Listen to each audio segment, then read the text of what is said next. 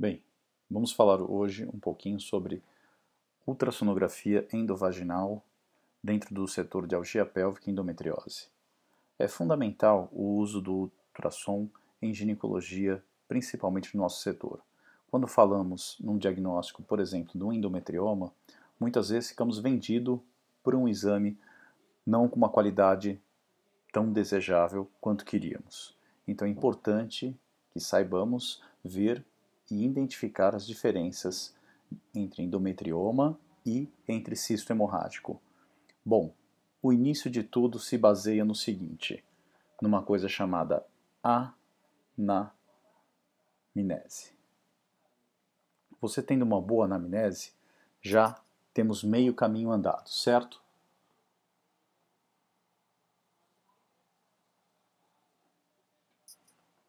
Outro ponto fundamental é entender como funciona a ultrassonografia. Vamos fazer um desenho aqui, onde temos a insonação do nosso transdutor.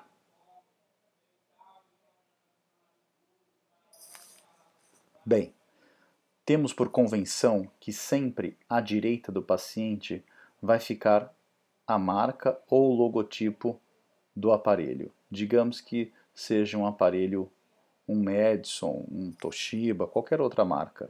Sempre a marca vai ficar deste lado à direita do paciente. Ou seja, isto nos ajuda a convencionar o que está à direita do paciente no corte transversal e o que está cranial no corte longitudinal. Bom, a primeira coisa que devemos observar é que o útero, visto pelo ultrassom, o ultrassom não vai ver este útero como uma câmera, como uma filmadora. Ele sempre vai enxergar emitindo feixes de onda ultrassônica, ou seja, feixes de onda de som. O movimento se baseia neste sentido. Imagina que isto é o transdutor e eu vou ter este corte longitudinal, ou seja, estou cortando ao meio a pessoa, estampando esta imagem lateral da pessoa, certo? E o movimento que eu vou fazer infinitos finos cortes longitudinais. É este. Prestem bem atenção, o movimento é este. Ou seja, eu posso dizer que o útero tem formato de pera, certo? Temos aqui o formato de pera do útero, então vamos ter o nosso corte o quê? Nosso corte longitudinal. Vou colocar um pouquinho mais para cima para vocês poderem visualizar. No corte longitudinal, vamos ter a insonação, fazendo o corte longitudinal, certo? Após feito o corte longitudinal, como eu falei, se fizermos este movimento, parecendo, usando uma alusão aqui, o tal do rabo de peixe, para lá e para cá, para lá e para cá, no sentido longitudinal, teremos microcortes desta maneira. Ou seja, fazendo esses cortes, poderemos ver mais alterações dentro deste útero. Quais alterações são essas? Imagina que a paciente tenha um mioma aqui, nesta posição, que eu não fiz um feixe de som. Ou seja, eu não vou conseguir visualizar este mioma. Portanto, é fundamental que eu consiga com precisão fazer lentamente vários movimentos neste sentido. Para quê? Para poder ter um diagnóstico mais preciso sobre o que eu estou vendo neste corte. Vamos ver como este corte vai ficar estampado na tela.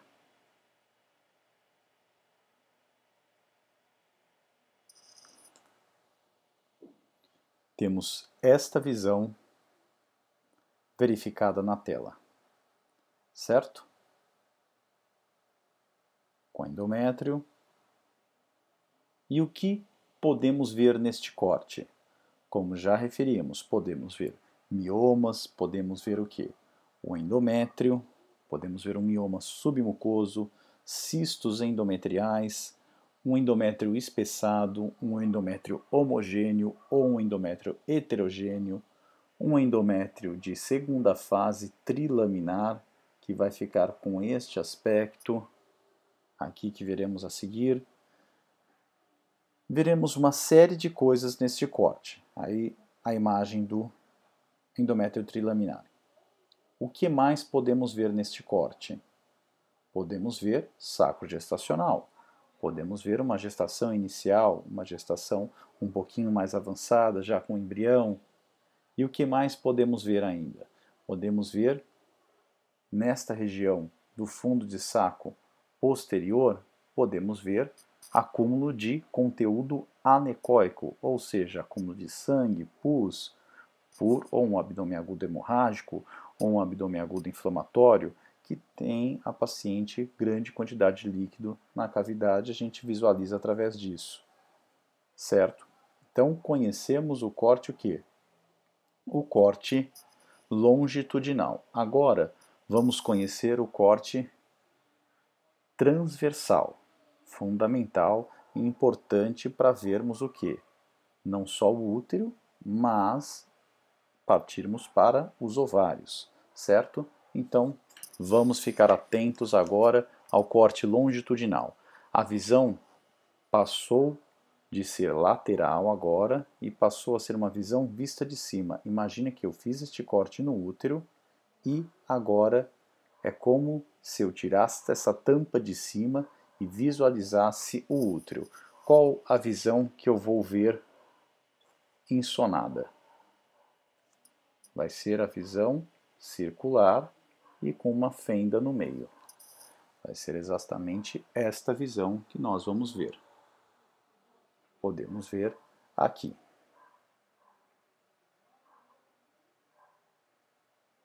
Nesta visão, vemos coisas muito interessantes. Podemos ver, de repente, uma descontinuidade deste endométrio em fenda, uma interrupção por tecido miometrial. Fica a imagem mais ou menos assim, como vocês vão ver a seguir.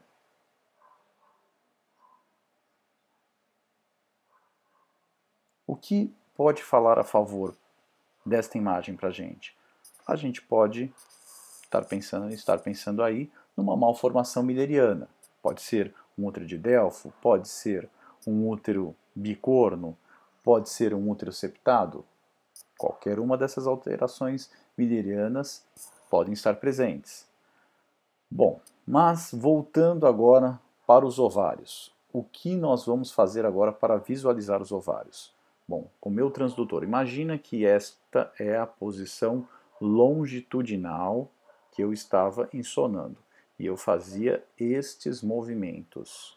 Agora eu passo, inverto meu transdutor e levo ele para o sentido transversal, no sentido anti-horário.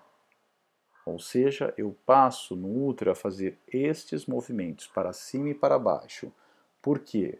Voltando à imagem anterior do meu corte agora, eu vou ter a seguinte diferença. Quando eu fizer este movimento para cima e para baixo, eu vou estar falando em cortes que eu vou fazer tanto para cima quanto para baixo. Como vocês podem ver, eu posso, quanto mais eu subo, eu vou fazendo cortes mais superiores. Quanto mais eu desço, eu vou chegando mais próximo da onde? Do colo, certo? Bem, vamos agora ver a imagem do ovário, como ele vai se posicionar e como vamos manipular o transdutor para chegar até ele. Vamos voltar à imagem que tínhamos do colo. Ok. Bom, para começar, vamos pegar nosso transdutor, viramos ele desta maneira e jogamos ele para a direita do paciente. Ou seja, vamos visibilizar os ovários direitos. E como ele vai aparecer? Vai aparecer desta maneira, arredondado. Certo? Devemos agir da mesma maneira, pressionando o ovário, vamos lentamente voltando à posição longitudinal, para podermos fazer as 3 medidas do colo.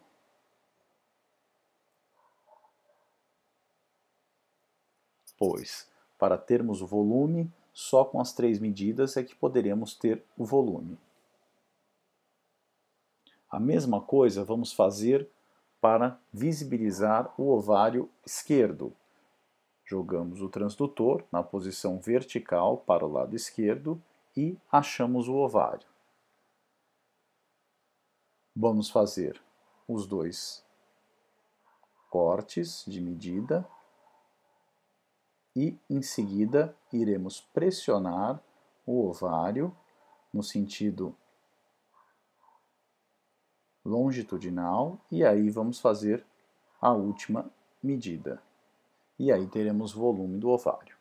É neste ponto que iremos enxergar cistos com conteúdo hemático, com conteúdo hipoecóico, com alguns debris. É feio falar a palavra, não é adequada para falar debris, mas é como se fosse poeira na imagem do ultrassom. Fica um conteúdo enegrecido com algumas sujeiras, parece uma poeira que está lá. A gente pode chamar isso de debris, certo? Isso fala a favor de um conteúdo hipoecóico, ou seja, um conteúdo heterogêneo e denso, que fala a favor de um endometrioma ou de um cisto hemorrágico. E qual a diferença entre eles? A principal diferença é a história clínica da paciente. A paciente vai contar em qual fase do ciclo menstrual ela está. Se ela está no pós-menstrual imediato, dificilmente ela vai ter um cisto hemorrágico, concordam? E provavelmente isto vai ser um endometrioma. Cistos hemorrágicos dificilmente chegam a mais que 3 centímetros. Eles acabam rompendo e dando sangramento e causando muitas vezes até alguma repercussão.